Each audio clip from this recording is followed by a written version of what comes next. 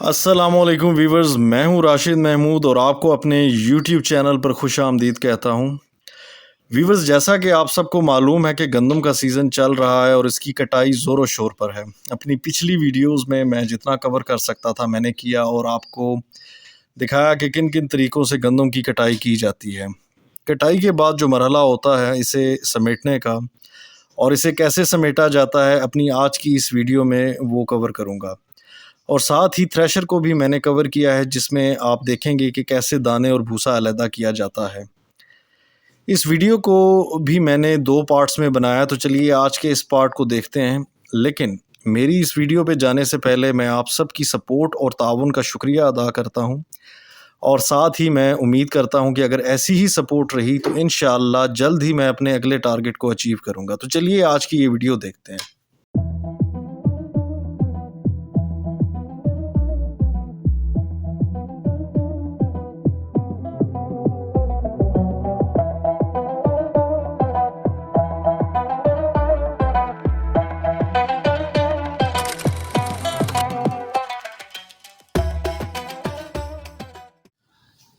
कटाई के बाद जो मरहला होता है इसे उठाने का, जैसा कि आप यहाँ देख भी रहे हैं कि आज के इस जदीद दौर में अभी भी कई ऐसे लोग हैं जो गधा गाड़ी का इस्तेमाल करते हैं।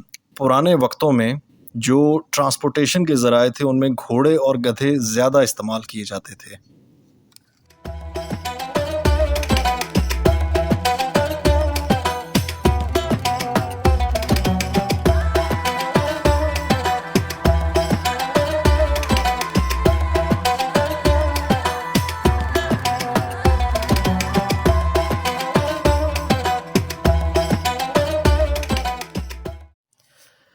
यहाँ देखेंगे ये कितनी मेहनत से एक एक करके गठियों को इकट्ठा करके इस पर लाद रहा है ताकि इसे थ्रेशर के मकाम तक ले जाया जा सके।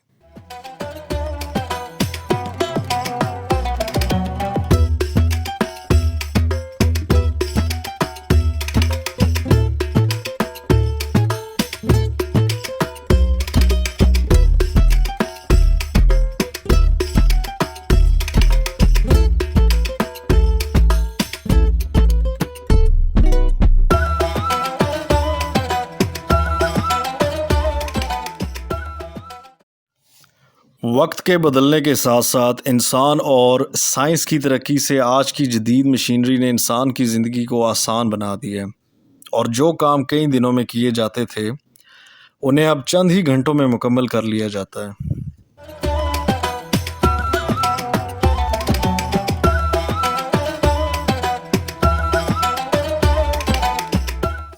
यहाँ पर हमारे ये पठान भाई फसल की गठियों को इकट्ठा करके ट्रॉली पर लाद रहे हैं, तो चलिए ये भी देखते हैं।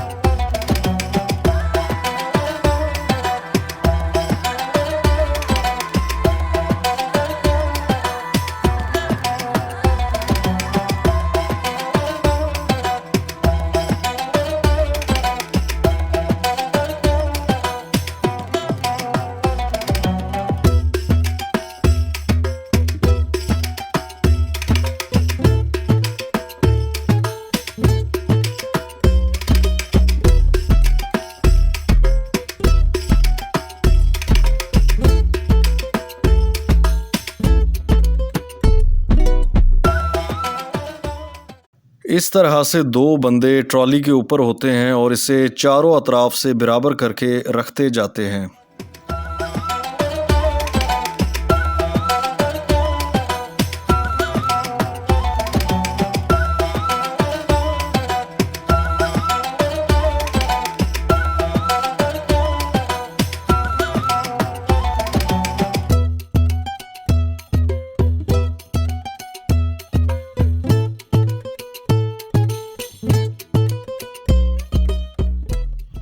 तो ये वो जगह है जहाँ थ्रेशर अभी थोड़ी ही देर में लगाई जाएगी।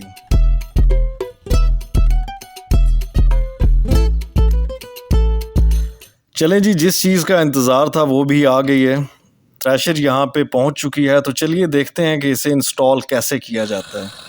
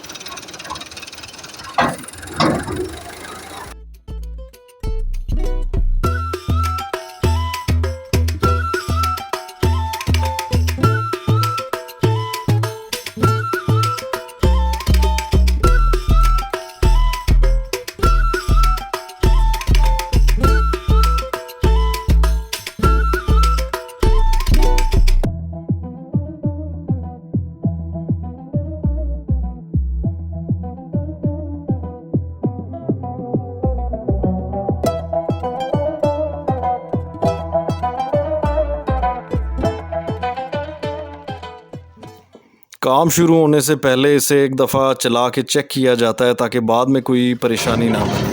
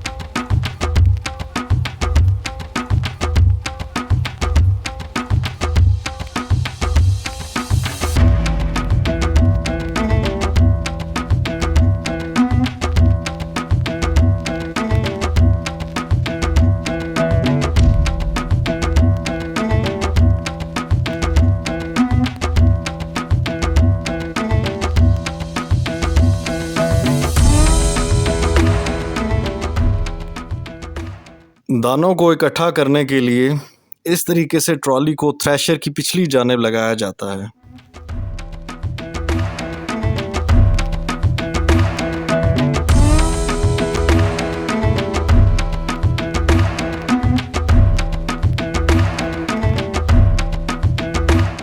थ्रेशर अब चल चुकी है, इस जानिब से भूसा बाहर आता है।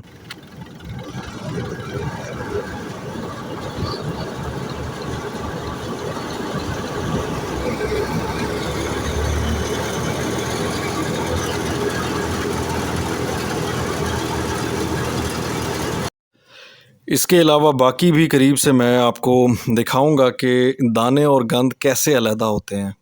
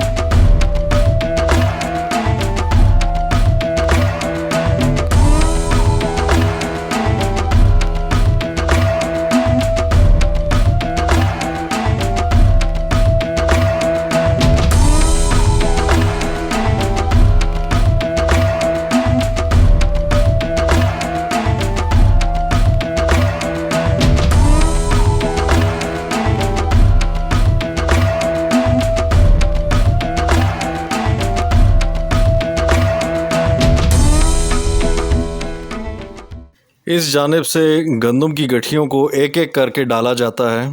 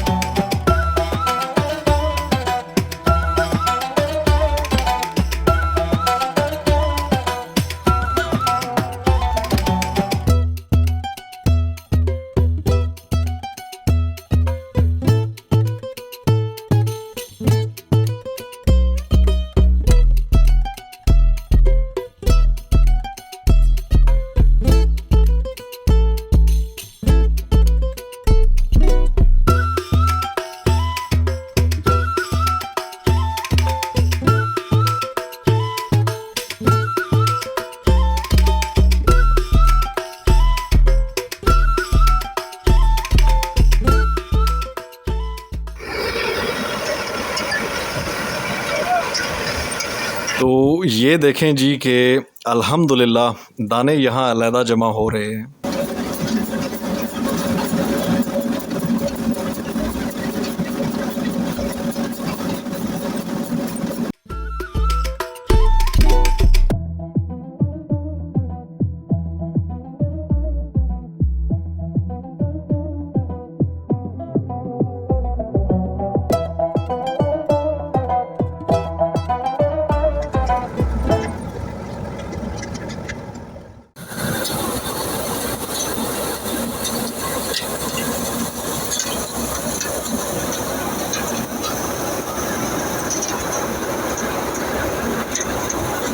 इस जगह से इजाफी गंद यानी मिट्टी के छोटे छोटे पत्थर वगैरह अलहदा होकर बाहर निकल आते हैं, जिसकी वजह से साफ़ दाने और भूसा हासिल होता है।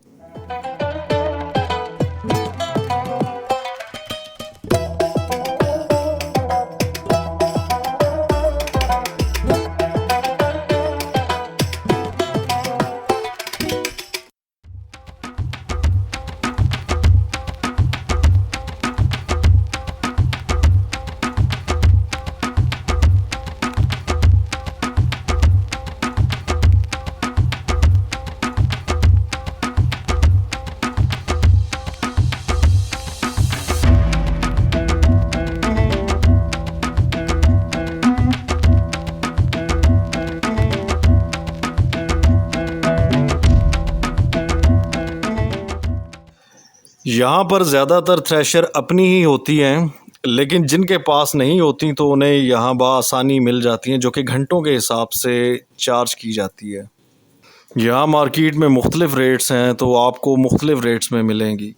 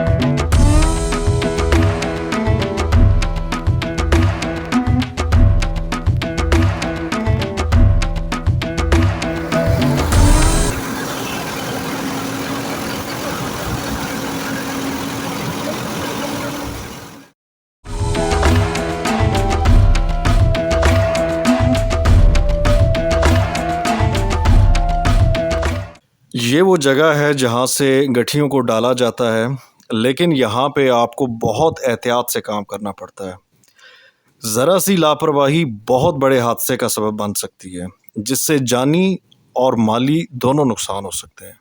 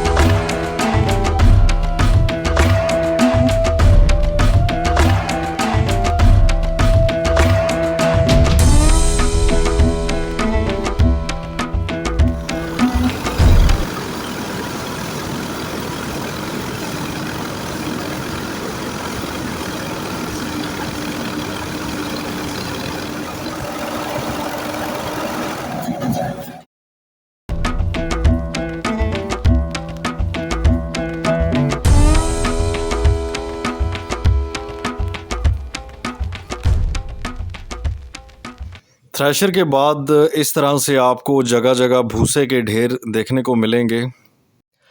आंधी और तूफान से इसे बचाने के लिए इस तरह से इसे जाल और तरपाल की मदद से कवर किया जाता है।